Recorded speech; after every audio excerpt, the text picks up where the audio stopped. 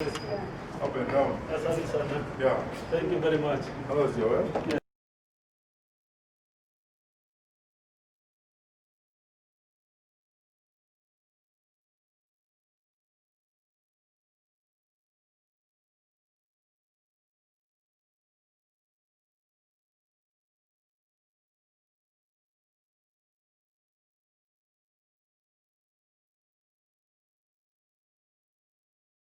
International Church, please appreciate him.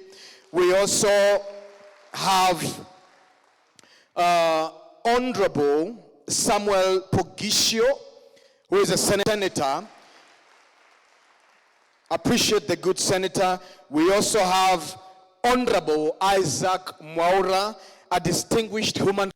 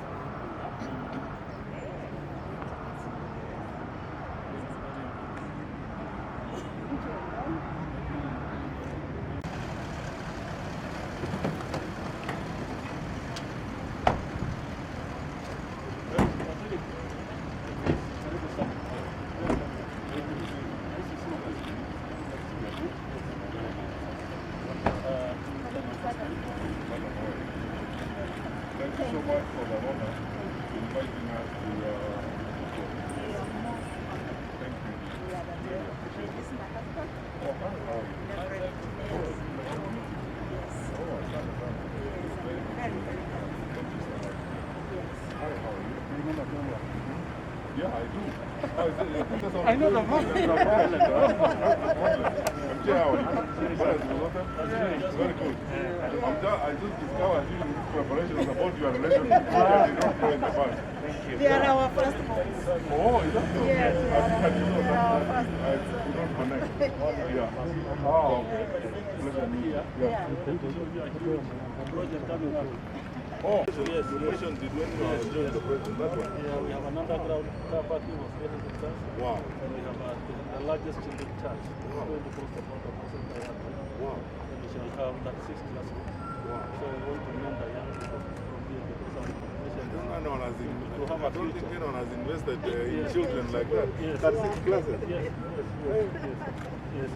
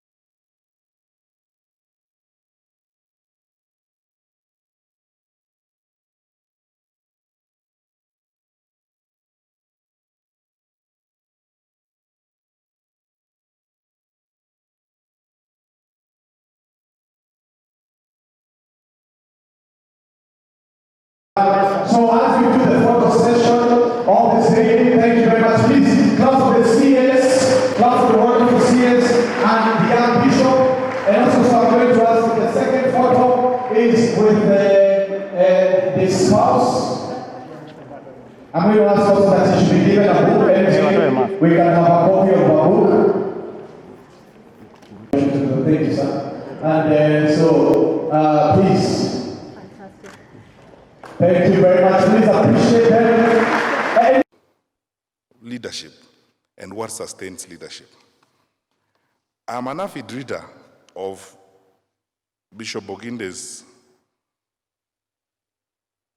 op-ed piece every Sunday in the Standard when he engages in the debate on leadership. But my friends, my brothers and sisters, I am in no way an expert of any kind in discussing leadership. But I'll begin my remarks at this point. And I was aptly reminded when the author called our family here of verse 5 of 1 Timothy chapter 3, which reads, and I quote, "Whoever aspires to be an overseer desires a noble task. Now the overseer is to be above reproach, faithful to his wife or husband, in this case, temperate, self-controlled, respectable, hospitable, able to teach, not givers or given to drunkenness, not violent but gentle, not quarrelsome, not a lover of money. He must manage his own family well, or her own family well, and see that his children or her children obey them. And they must do so in a manner worthy of full respect. If anyone does not know how to manage their own family, how can they take care of God's church?" End quote. So, inherent in your life, I would rephrase J.C. Maxwell's quote, that leaders show the way, point the way, but they also live the way, because their lives are supposed to be examples. But let me attempt a very brief summary. If I was asked to do a response to your book, I'm reminded of the famous hymn that we sing in church, and it's entitled, "Will Your Anchor Hold?" Leadership, as Reverend Dr. Rosemary Mbogo herself points out, must be anchored in something. And I quote her, "An absolute dependence on God of our calling will enable every spiritual leader to meaningfully express their mandate under divine grace and not as a self-styled, obscure individual," unquote. For me, that is basically the summary of this book. Leadership must be anchored in values, what the Most Reverend Archbishop Jackson Ole Sapit has just told us, a value-laden framework of leadership. I may even be tempted to say that leaders are as good as what they are anchored in or what they actually believe. Sometimes, if we were to conduct an analysis of leaders, we probably need to ask them one simple question: what do you believe in? What makes you tick? What is your value system? Where is your life anchored? And once you answer the question, we will all be done about who or what kind of leader you are. My brothers and sisters, there has never been a time in the life of the human race, in the lives of families, societies, and countries, in the life of this globe, that we have ever needed leadership as we need it now. Whether we are looking at the challenges we have in families, violence, poor upbringing of children, dysfunctional aspects of families. Because what do you conclude when a young man slaughters 5 members of his family in one night? Or when parents mete out untold violence on their children? Or when spouses mete out unspeakable violence against their spouses? What do you conclude when countries or people who claim to be leaders because they're not leaders watch their countries sink further and further into the abs of poverty as they fill their pockets, enrich themselves, buy properties in European capitals, and live well? What do you conclude when leaders or so-called leaders incite populations against each other, incite mayhem? I repeat again, leadership is defined, in my view, by what you're anchored in, what your value base is. And what the author has told us in very succinct and practical ways in this book is that we shouldn't look any further. We should begin truthfully and honestly introspecting about leadership. What sustains spiritual leadership? The answer is in that song, "Will Your Anchor Hold?" The chorus of that song is, "We have an anchor that keeps the soul steadfast and sure while the billows roll." And I ask you, my brothers and sisters, because as the author said here, all of us are leaders in our own small ways.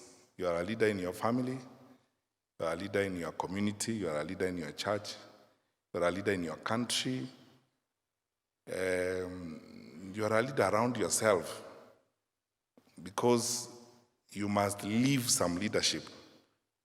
And what will sustain you to live that leadership is what you are anchored in. I can't overemphasize what the author has done in this book.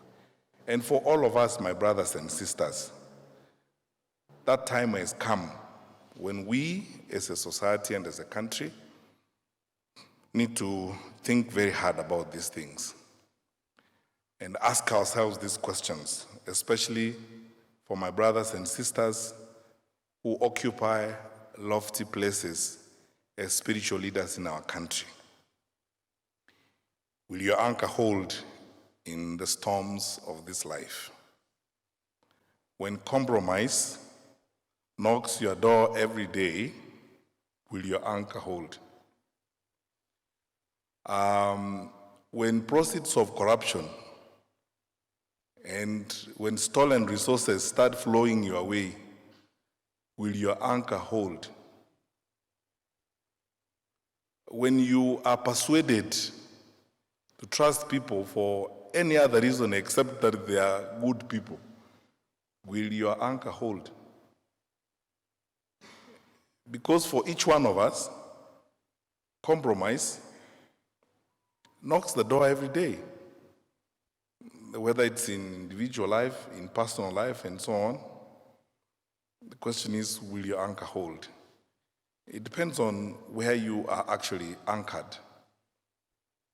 I watched a very interesting and fascinating debate that happened about a year ago in Kigali, when several African presidents, some of them retired, like General Basanjo and the others, gathered to talk about what ails Africa and what will help Africa's leadership. What they forgot actually throughout that meeting is to appraise themselves on our value systems. We don't do well because we have departed from our value systems. So unless and until we go back to what the Most Reverend Dr. Jackson or Sapit says or calls a value-laden framework or basis of leadership, there will be no leadership. Unless we are anchored in the Lord Jesus Christ and we believe in Him and are willing to live for Him, we have no leadership because we are not anchored anywhere. So, on my own behalf and on behalf of my colleagues, especially people in my generation in public life, I congratulate you, Canon Rosemary Mbogo, for the courage you have taken to help us effectively appraise perhaps one of the most important topics of our day, and that is leadership. I thank the Lord for you, for the effort that you have put to do this. And then, quite frankly, we talk more about people when they have left. But let me also thank you very sincerely for your service to our nation. I know you have been serving the church, but for the short time I've been in public life, I have interacted with you. You are one of the people who strongly supported us when we were working on the new curriculum in the Ministry of Education. I have seen you organize the church and work with the church. I sincerely thank you for your service to our nation.